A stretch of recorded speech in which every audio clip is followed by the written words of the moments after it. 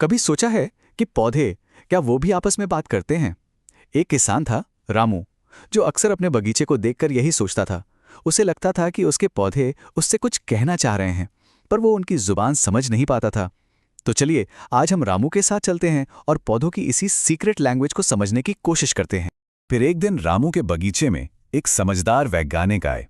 उन्होंने रामू की ये उत्सुकता देखी और फैसला किया कि वो उसे पौधों के राज जरूर बताएंगे। उन्होंने कहा, बेटा रामू, पौधों की दुनिया में ना कुछ जादुई केमिकल्स होते हैं जो सब कुछ कंट्रोल करते हैं। बस यहीं से शुरू हुई असल कहानी। वैज्ञानिक ने आगे बताया कि पौधों की इस गुप्त भाषा की जो चाबी है वो उनके अंदर ही मौजूद है। कुछ ऐसे अदृश्य कंट्रोलर हैं जिन्हें हम प्लांट हार्मोन्स कहते हैं। चलिए जानते हैं कि आखिर ये हैं क्या। तो वैज्ञानिक ने रामू को समझाया, देखो, ये जादुई केमिकल्स असल में केमिकल मैसेंजर हैं। जैसे हम इंसानों के शरीर में हार्मोन्स होते हैं ना, ठीक वैसे ही ये पौधों की ग्रोथ, उनके डेवलपमेंट और उनके व्यवहार को पूरी तरह से कंट्रोल करते हैं। ये उनका अपना एक अंदरूनी कंट्रोल सिस्टम है। मोटे तौर पर देखें तो 5 खास हार्मोन्स हैं जो पौधों की जिंदगी में अलग-अलग रोल निभाते हैं। ये स्लाइड हमें एक आइडिया देती है कि हम आगे क्या-क्या जानने वाले हैं। Auxin, gibberellin, cytokinin, abscisic acid और एथिलीन। चलिए अब एक-एक करके इन सबको समझते हैं। तो सबसे पहले बात करते हैं ऑक्सिन की। इसे आप पौधे का ग्रोथ आर्किटेक्ट समझ सकते हैं। इसका काम है सेल्स को यानी कोशिकाओं को लंबा करना, जिससे पौधे की हाइट बढ़ती है।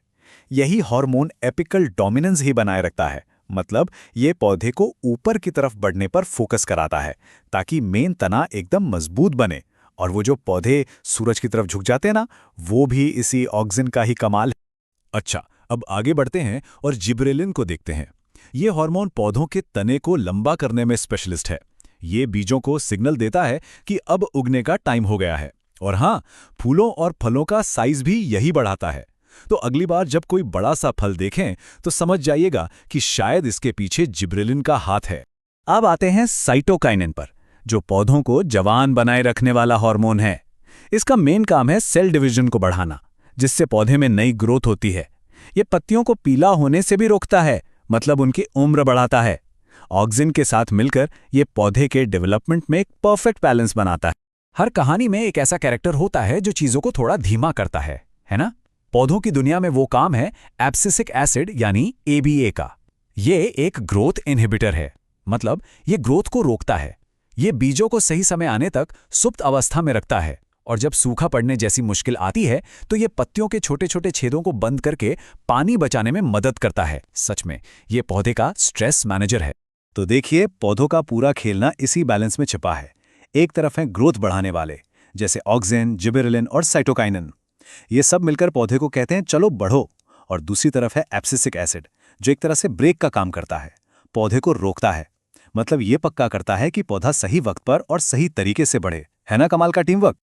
और आखिरी में हमारा 5वां हार्मोन है एथिलीन। ये सबसे अलग है क्योंकि ये गैस की तरह काम करता है। इसका सबसे जरूरी काम है फलों को पकाना। जब कोई फल पकता है तो वो एथिलीन गैस छोड़ता है, जो आसपास के दूसरे फलों को भी पकने का सिग्नल दे देते हैं। ये उम्र बढ़ने और पत्तों के झड़ने की प्रोसेस को भी तेज करता है। हार्मोन्स के बारे में जानकर रामू तो हैरान रह गया। उसे ये तो समझ आ गया कि पौधे अंदर से कैसे काम करते हैं, लेकिन फिर उसके दिमाग में एक और सवाल आया। अगर ये हार्मोन पौधों को बढ़ने में मदद करते हैं तो क्या यही उन्हें हिलने डुलने में भी मदद करते हैं? और इसी सवाल से हम पहुंचते हैं पौधों की दुनिया के एक और रहस्य पर, जिसे कहते हैं ट्रॉपिक मूवमेंट्स।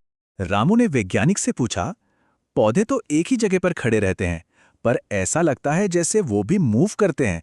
ऐसा क्यों होता है? ये वाकई एक बहुत अच्छा सवाल है। पौधे भले ही हमारी तरह चल फिर नहीं सकते, पर वो अपने आसपास की दुनिया पर रिस्पॉन्ड जरूर करते हैं। वैज्ञानिक ने समझाया कि इन मूवमेंट्स को ट्रॉपिक मूवमेंट्स कहते हैं। ये असल में किसी बाहरी स्टिमुलस जैसे रोशनी या ग्रेविटी के जवाब में होने वाले डायरेक्शनल मूवमेंट हैं, और ये पौधों के जिंदा रहने के लिए बहुत जरूरी हैं। इसका सबसे कॉमन एग्जाम्पल है फोटोट्रॉपिज्म, यानी रोशनी की तरफ मुड़ना। जब पौधे पर एक तरफ से रोशनी पड़ती है तो ऑक्सिन हार्मोन अंधेरे वाली साइड में चला जाता है। वहां के सेल्स तेजी से लंबे होने लगते हैं और नतीजा, तना रोशनी की तरफ झुक जाता है। सूरजमुखी का फूल तो इसका बेस्ट एग्जाम्पल है। फिर आता है जियोट्रोपिज्म, मतलब ग्रेविटी के लिए रिस्पॉन्स। जड़ें हमेशा नीचे की तरफ बढ़ती हैं, इसे कहते हैं पॉजिटिव जियोट्रोपिज्म। और तना हमेशा ऊपर की तरफ बढ़ता है, जिसे कहते हैं नेगेटिव जियोट्रोपिज्म। इसी की वजह से पौधा हमेशा सही दिशा में उगता है, फिर चाहे बीज को किसी भी तरह बोया गया हो। क्या पौधे केमिकल सिग्नल्स को भी फॉलो करते हैं? जी हाँ, बिल्कुल। इसे कीमोट्रोपिज्म कहते हैं। इसका सबसे शानदार उदाहरण है पॉलिनेशन के दौरान पॉलन ट्यूब का ओवरी की तरफ बढ़ना। पॉलन ट्यूब उन केमिकल सिग्नल्स को फॉलो करती है जो ओवरी से निकलते हैं, जिससे फर्टिलाइजेशन पक्का हो सके। और जाहिर सी बात है, पौधों को पानी तो चाहिए ही। हाइड्रोट्रोपिज्म वो मूवमेंट है जिसमें जड़ें पानी की तलाश में बढ़ती हैं। अगर मिट्टी में एक तरफ पानी ज्यादा है तो जड़ें अपने आप उसी दिशा में मुड़ जाएंगी। ये सर्वाइवल के लिए एक बहुत जरूरी मैकेनिज्म है। इन सभी बातों को जानने के बाद रामू को आखिरकार अपने बगीचे का रहस्य समझ में आ गया था। ये सिर्फ मिट्टी, पानी और धूप का खेल नहीं था, ये तो एक बहुत ही जटिल और अनदेखी भाषा थी, जिसे अब वो धीरे धीरे समझने लगा था। इस नए ज्ञान के साथ रामू ने अपने पौधों की गुप्त भाषा को डिकोड कर लिया था। अब वो जानता था कि पौधे क्यों और कैसे रिएक्ट करते हैं।